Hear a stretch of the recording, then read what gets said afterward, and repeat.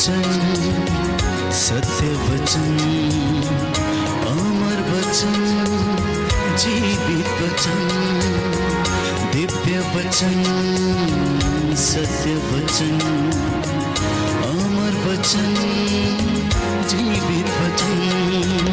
साई दा बामा बनी दा बामा बगैर जनी रे जनी रे जनी रे जनी रे सा। दिव्य वचन, सत्य वचन, अमर वचन, जीवित वचन, दिव्य वचन, दिव्य वचन।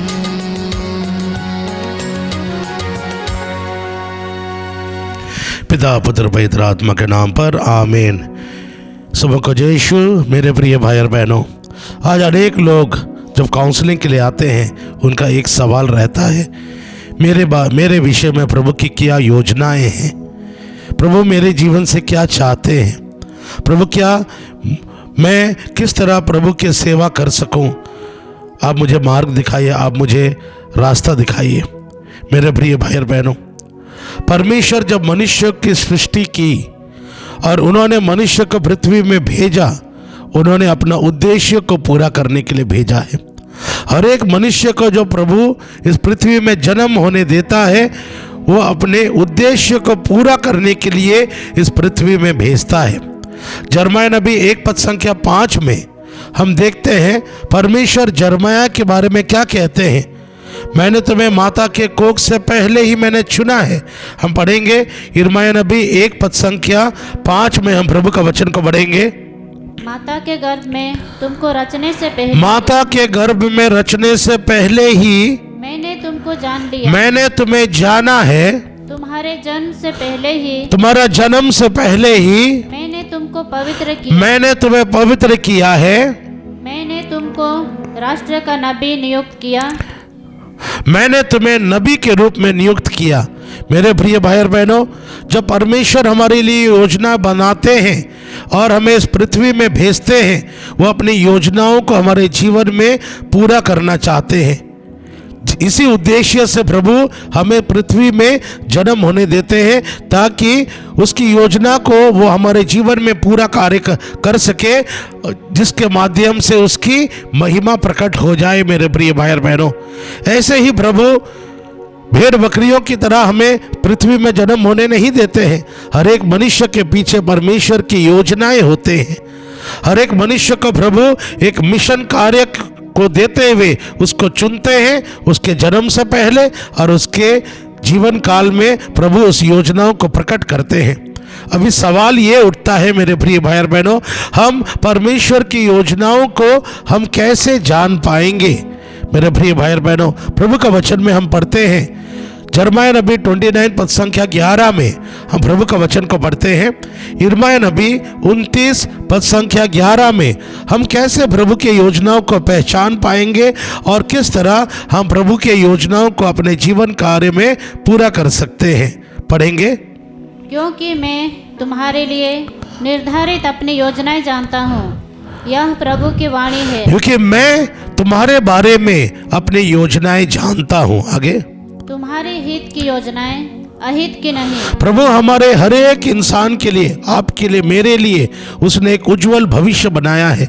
हमारे लिए अनेक प्रकार की योजनाएं प्रभु ने बनाया है, हमारे भलाई के लिए, हमारे हित के लिए, हमारे अहित के लिए नहीं। आगे, तुम्हारे लिए आशामय भविष्य की योजनाएं, जब तुम मुझे पुकारोगे। और तो इस भविष्य को जानने के लिए, परमेश्वर की योजनाओं को जानने के लिए, हमारे जीवन में परमेश्वर की क्या योजना है, इसको जानने के लिए परमेश्वर हमें क्या कहते हैं करने के लिए। पढ़ेंगे।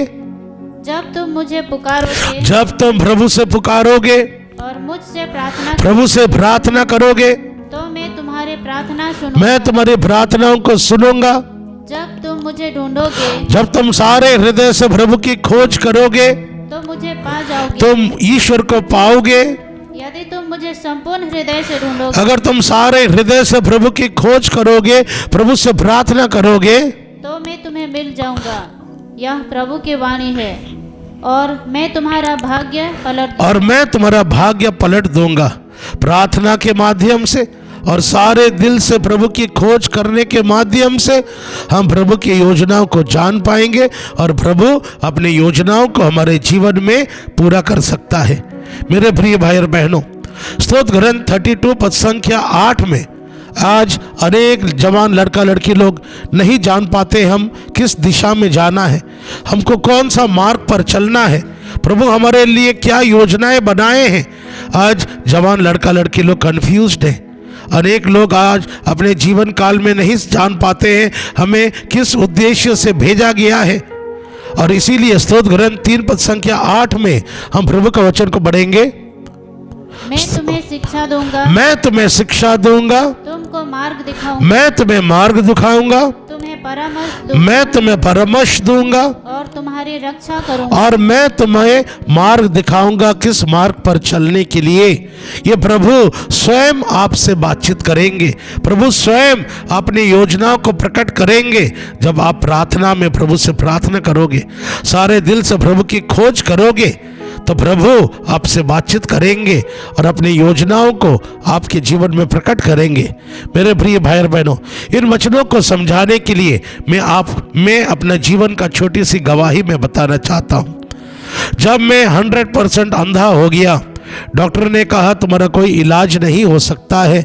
मेरे प्रिय भाई और बहनों, प्रभु ने मुझे कुछ समय तक चंगा किया, लेकिन मैं फिर से शराब पीने लगा, जिसके फलस्वरूप मैं फिर से अपनी आंखों का रोशनी खो गया। आज 25 साल हो गया मैं अपनी आंखों का अंधेपन से जीवन जी रहा हूँ और मुझे भीख मांगना शर्म लगता है। माता पिताओं के ऊपर बोझ बनना मुझे लज्जा लग रहा था और इसलिए मुझे समझ में नहीं आ रहा था मैं क्या करूं। मेरा दोस्त ने मुझे एक प्रार्थना सेंटर में लेकर चला गया, प्रार्थना सेंटर में लेकर चला गया मेरे प्रिय भाई और बहनों। और मैं सारे दिल से, क्योंकि मैं नहीं जान पाता था मेरा भविष्य क्या है, काफ़ी कम उम्र में मैं अंधा हो गया। और जब मुझे नौकरी करना था, जब मुझे पैसे कमाना था, उस समय मैं अंधा हो गया मेरे प्रिय भाई और बहनों। और मुझे अपने जीवन में कोई भविष्य नहीं दिखा पाता था, क्योंकि मैं एक अपाहिज बन चुका था, मेरे सामने कोई भविष्य नहीं दिख रहा था। और मेरे प्रिय भाई और बहनों, जब मैं उस प्रार्थना सेंटर में उपवास विनती करने के लिए गया, मैं सारे दिल से रो रो के प्रभु से प्रार्थना करने लगा, प्रभु जी मुझे मार्ग दिखाइए, प्रभु जी मुझे बताइए मेरा क्या भविष्य है। आप या तो मुझे चंगा कीजिए और मुझे वापस जॉब दिलाइए, अगर ये नहीं तो प्रभु आप मुझे बताइए मैं क्या करूं। प्रभु जी, मैं सारे दिल से उस प्रार्थना सभा में मैंने भाग लेना शुरू किया। मेरे प्रिय भाई और बहनों, उस समय प्रभु ने देखा मैं कितना सारे दिल से मैं प्रभु से प्रार्थना कर रहा था, रो रो के प्रभु से मांग रहा था, प्रभु जी मुझे रास्ता दिखाइए मैं क्या करूं, मुझे समझ में नहीं आ रहा मैं क्या करूं। मेरे प्रिय भाई और बहनों, उसी समय उस प्रार्थना सभा में फादर मैथ्यू नाइकम्परबल आए थे और अनेक लोगों ने कहा जाओ उस पुरोहित के पास जाओ, वो प्रार्थना करेंगे। अनेक लोगों को प्रभु चंगा करते हैं, उनके प्रार्थना के माध्यम से अनेक लोगों को चंगाई मिल रहा है, तुम भी चले जाओ। और मैं भी चला गया उनके पास, मेरा दोस्त जिसने मुझे लेकर गया, मैं उसके सामने चला गया प्रार्थना करवाने के लिए। फादर ने मेरे ऊपर हाथ रख के प्रार्थना किया और उन्होंने प्रभु का भविष्यवाणी किया, जब आप 30 साल की उम्र में हो जाओगे आप सुसमाचार का प्रचार करोगे। प्रभु ने अपनी योजनाओं को प्रकट किया, प्रभु मुझे किस दिशा पर मुझे जाना है उसने प्रकट किया। क्यों? मैं सारे हृदय से प्रभु की खोज में लगा रहा। मैं ये जानना चाहता कि प्रभु मैं क्या करूं अपने जीवन काल में। मैं यहाँ से खाली हाथ नहीं जाना चाहता हूँ, या तो मैं सुसाइड कर दूंगा या तो मैं इस जगह पर अपना जान गवा दूंगा। प्रभु जी अब मुझे बताइए। मेरी प्रार्थना सारे दिल से था मेरे प्रिय भाई और बहनों, इसलिए प्रभु ने मुझे संदेश दिया। इस पुरोहित के माध्यम से प्रभु ने अपनी योजनाओं को प्रकट किया और प्रभु ने कहा तुम 30 साल की उम्र में सुसमाचार प्रचार करोगे। और मेरे प्रिय भाई और बहनों, और फादर ने कहा तुम जाओ परम प्रसाद के सामने बैठ के प्रार्थना करो, परम प्रसाद के सामने बैठ के प्रार्थना करो। प्रभु की योजनाओं को हमें कैसे पता चलता है? जब हम कलीसिया के साथ जुड़े हुए रहेंगे, संस्कार के साथ हम जुड़े हुए रहेंगे, पपसिकार संस्कार, मिसा बलिदान, सुसमाचार की जहाँ पे घोषणा की जाती है, वचन सुनने के लिए जाएंगे। कलीसिया के साथ जब हम जुड़े हुए रहेंगे, संस्कारों के साथ जुड़े हुए रहेंगे, परमेश्वर अपनी योजनाओं को सही सही प्रकट करता है। प्रभु ने मुझे मार्ग दिखाया, मुझे क्या करना चाहिए। मुझे सुसमाचार प्रचार के सेवा कार्य में प्रभु ने मुझे चुना है, अभी मुझे क्या करना चाहिए। हर कदम में प्रभु ने मुझे मार्ग दिखाया। मैंने फादर से पूछा क्या करना है। फादर जी, जाओ प्रार्थना, मध्यस्तर प्रार्थना में बैठो। उस समय 4 साल और था मेरा 30 साल उम्र पूरा होने के लिए, और मैं 4 साल प्रार्थना में लीन रहा। परम प्रसाद के सामने बैठ के प्रार्थना करते गया। प्रार्थना सेंटर में मुझे रेगुलरली मिसा बलिदान में भाग लेने का मौका मिला, आराधना के सामने प्रार्थना करने का मौका मिला, पक्षकार संस्कार में भाग लेने का मौका मिला, जिसके माध्यम से प्रभु ने मुझे और भी पवित्र करते गया।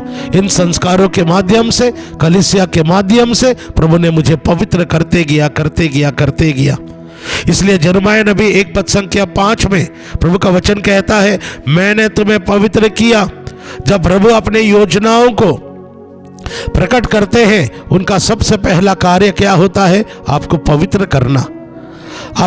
आपको उस सेवा कार्य में लगाने से पहले, आपको उस सेवा कार्य सौंपने से पहले परमेश्वर आपको पवित्र करेगा।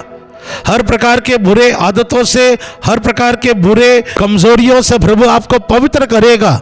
और ये कैसे मुमकिन है? संस्कारों के द्वारा, संस्कारों के द्वारा। इसीलिए मेरे प्रिय भाई और बहनों, आप प्रभु के योजनाओं को जान पाओगे, समझ पाओगे, जब आप संस्कारों में जुड़े हुए रहोगे और कलीसिया के साथ जुड़े हुए रहोगे। आप सही आपको मार्गदर्शन मिलेगा कि आपको किस मार्ग पर चलना है, किस उद्देश्य से प्रभु ने आपको चुना है। और मेरे प्रिय भाई और बहनों, जब मैं 30 साल का हो गया, प्रभु ने जैसे प्रतिज्ञा किया, प्रभु ने मुझे पवित्र आत्मा का अभिषेक दिया और सुसमाचार के घोषणा के लिए प्रभु ने मुझे चुन लिया। और आज 20 साल हो गया मैं सुसमाचार का प्रचार में लगा हुआ। मेरे प्रिय भाई और बहनों, दुनिया भारत के कोने कोने में वचन की घोषणा करते गया। फिर भी मेरे प्रिय भाई और बहनों, मैं प्रभु से प्रार्थना करते गया, प्रभु जी आप बताइए मुझे और क्या करना है, और क्या करना है मेरे प्रिय भाई और बहनों। और प्रभु ने हमें एक सेवा करने का जिम्मेदारी सौंपा, और वो है गरीब अनाथ बच्चों का देखभाल करना।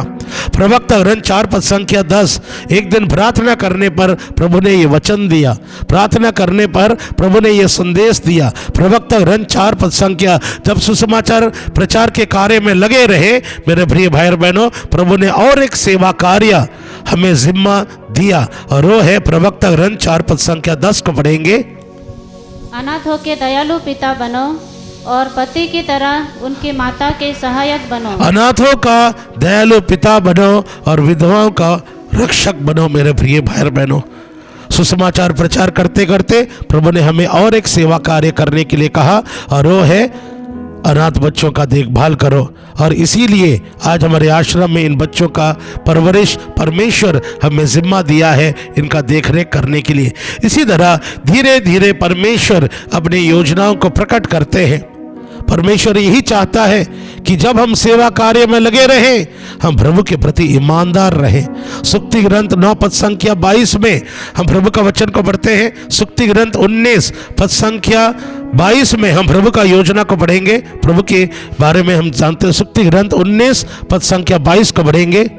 मनुष्य से ईमानदारी की आशा है। मनुष्य से ईमानदारी की आशा है।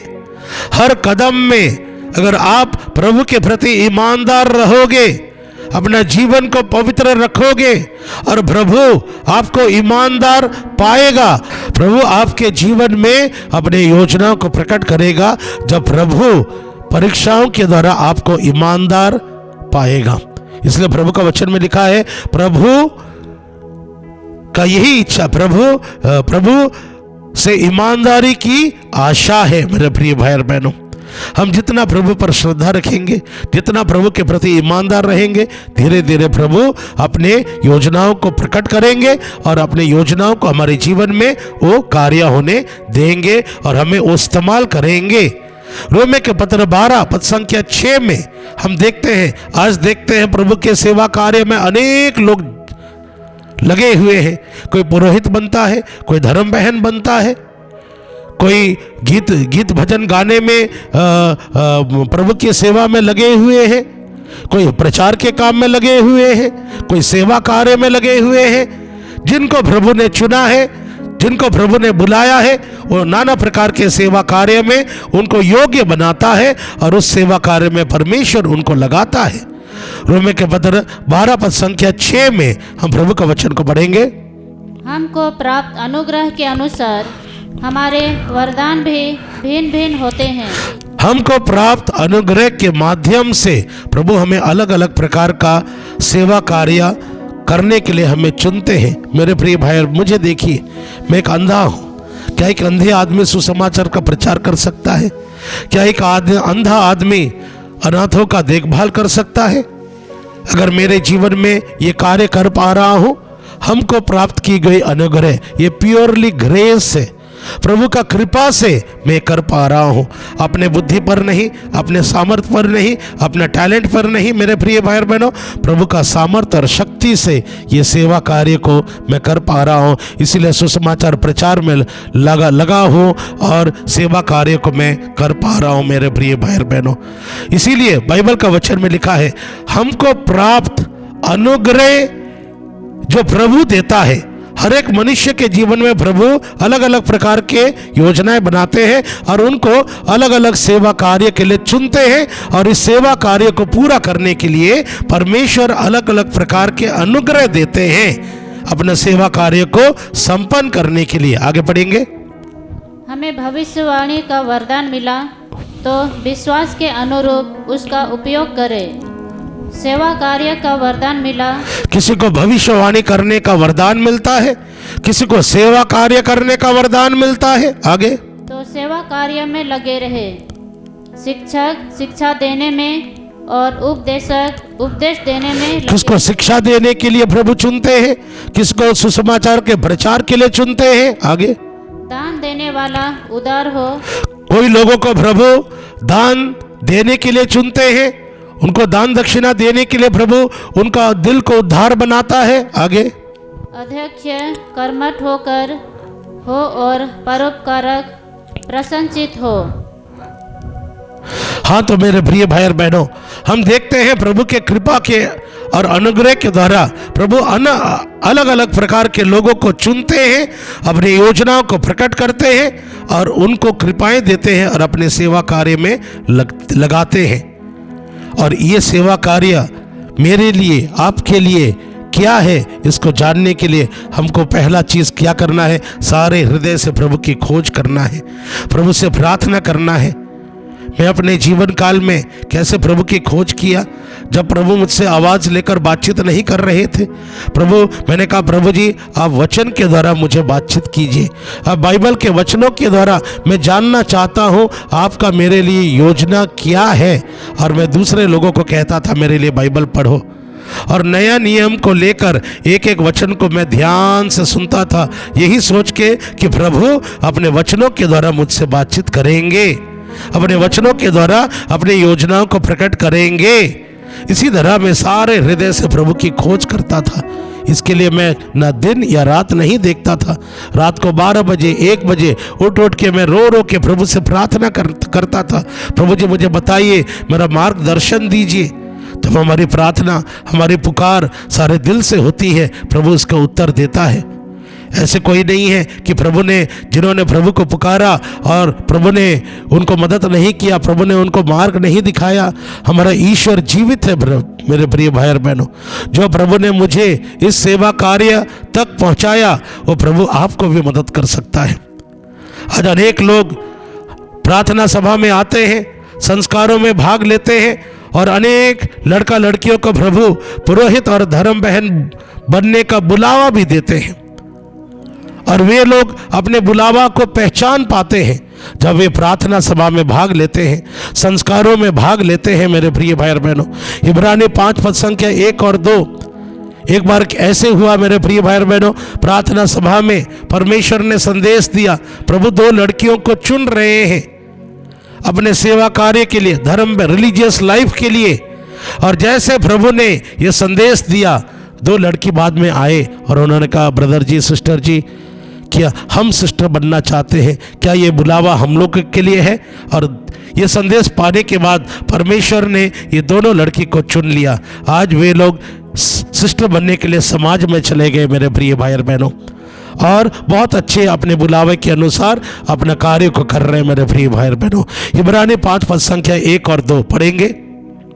प्रत्येक प्रधान याजक मनुष्य में से चुना जाता, हर एक रिलीजियस लाइफ का चुनावा, हर एक पुरोहित या धर्म बहन का बुलावा परमेश्वर एक मनुष्य के परिवार से उनको चुनता है। आगे पढ़ेंगे। और ईश्वर संबंधी बातों में मनुष्य का प्रतिनिधि नियुक्त किया जाता है। तो मेरे प्रिय भाई और बहनों, चाहे हम पुरोहितों के लिए बुलाए गए हो, धर्म बहन बनने के लिए बुलाए गए हो, या प्रभु के कलीसिया में नाना प्रकार के सेवा करने के लिए बुलाए गए हैं, प्रभु हर चीज के लिए हमें बुलाते हैं और वे हमें स्पर्श रूप से हमें मार्ग दिखाएंगे। वो हमें अंधे रास्ते पर नहीं लेकर जाएंगे, वो हमें कंफ्यूज्ड नहीं करेंगे मेरे प्रिय भाई और बहनों। जब फादर ने मेरे बारे में भविष्यवाणी का किया कि तुम 30 साल की उम्र में तुम सुसमाचार का प्रचार करोगे, मेरे प्रिय भाई और बहनों, दूसरों के कहने पर नहीं, मुझे खुद कन्विंस होना चाहिए, मुझे खुद ये एक्सपीरियंस होना चाहिए। हाँ, प्रभु ने मुझे इस सेवा कार्य के लिए बुलाया है। और 4 साल के प्रार्थना के समय प्रभु का आवाज को सुना। मैंने प्रभु की आवाज को सुना, और वो आवाज किया था, प्रभु ने एक आवाज देकर कहा, तुम बहुत स्वार्थी हो, तुम अपने मतलब के लिए यहाँ पे बैठे हो। और इस वचन के द्वारा प्रभु ने मुझे बहुत पछतावा दिया। मैं रोने लगा। हाँ प्रभु जी, मेरे अंदर में बहुत स्वार्थपन है, मैं अपने मतलब के लिए यहाँ पे प्रार्थना में बैठा हूँ। प्रभु जी, मेरा एक ही मकसद था, चंगाई मिले और मैं नौकरी करने चला जाऊँ। लेकिन प्रभु का बुलावा को मैं ग्रहण नहीं करना चाहता था। जब प्रभु ने मुझे अपनी आवाज देकर मुझे सुधारा, उस दिन मैं संपूर्ण रूप से अपने आप को समर्पित कर दिया। स्तोत्र ग्रंथ 2 पद संख्या 8-9 में उस दिन प्रभु ने कहा, आज तुम मेरे प्रिय पुत्र हो। तो मुझे खुद प्रभु ने कन्विंस किया कि मैंने तुझे बुलाया है मेरे सुसमाचार प्रचार करने के लिए। हाँ मेरे प्रिय भाई और बहनों, जो प्रभु ने आपको बुलाया है वो खुद आपको कन्विंस करेगा। जब प्रभु ने आपको बुलाया है अपने सेवा कार्य के लिए, प्रभु प्रकट करेगा अपनी योजनाओं को। अगर आप सारे दिल से उसकी खोज करोगे, सारे दिल से उसकी प्रार्थना करोगे, प्रभु उस योजना तक आपको पहुंचाएगा। और इसी तरह मेरे प्रिय भाई और बहनों, जिस तरह मैंने कहा है, सेवा नाना प्रकार के हैं। किसी को सिंगिंग मिनिस्ट्री है, किसी को गीत बजाने का मिनिस्ट्री है, किसी को प्रचार करने का मिनिस्ट्री है, किसी को इवेंजलाइजिंग करने का मिनिस्ट्री है, किसी को चर्च में सेवा कार्य देने का मिनिस्ट्री है, किसी को दीन दुखी गरीबों को मदद करने का सेवा कार्य का वरदान मिलता है। और प्रभु ऐसे लोगों को अपने वरदानों के अनुसार उनको चुनता है। प्रभु सुक्ति ग्रंथ 3 पद संख्या 5 और 6 में हम प्रभु की योजनाओं को वचन को पढ़ेंगे। तुम सारे हृदय से प्रभु का भरोसा करो, तुम सारे हृदय से प्रभु की भरोसा करो, अपने बुद्धि पर नहीं, अपने सब कार्यों में उसका ध्यान रखो, वो तुम्हारा मार्ग प्रशस्त कर, और वो तुझे मार्ग दिखाएगा। सारे हृदय से प्रभु के ऊपर भरोसा रखो कि प्रभु जो कुछ आपको मार्ग दिखाएगा तेरे भलाई के लिए है, और प्रभु आपको मार्ग दिखाएगा। मेरे प्रिय भाई और बहनों, हम अपनी आंखें बंद करें। क्या आप भी मेरे जैसे प्रभु की खोज में लगे हुए रहना चाहते हो? ज़रूर प्रभु आपको मार्ग दिखाएंगे। प्रभु ने वादा किया है, यदि तुम मुझसे प्रार्थना करोगे, सारे हृदय से मेरी खोज करोगे, मैं अपनी योजनाओं को प्रकट करूंगा। और प्रभु आपको उस योजना को पूरा करने के लिए प्रभु आपको तैयार करेंगे संस्कार के माध्यम से। मेरे प्रिय भाई बहनों, ये प्रेमी पिता परमेश्वर, जितने लोग आज अपने जीवन काल में मार्ग पाना चाहते हैं, प्रभु आप उनसे बातचीत कीजिए, आप उनको अपनी योजनाओं को प्रकट कीजिए, आप उनको इस योग्य बनाइए प्रभु, संस्कार के माध्यम से प्रभु उनको पवित्र कीजिए, और आप उनसे बातचीत कीजिए प्रभु, ताकि वे जान पाए किस मार्ग पर वे चल सके, और उनको कृपा दीजिए प्रभु उस मार्ग पर चलने के लिए। प्रार्थना करते यीशु के नाम पर, आमीन।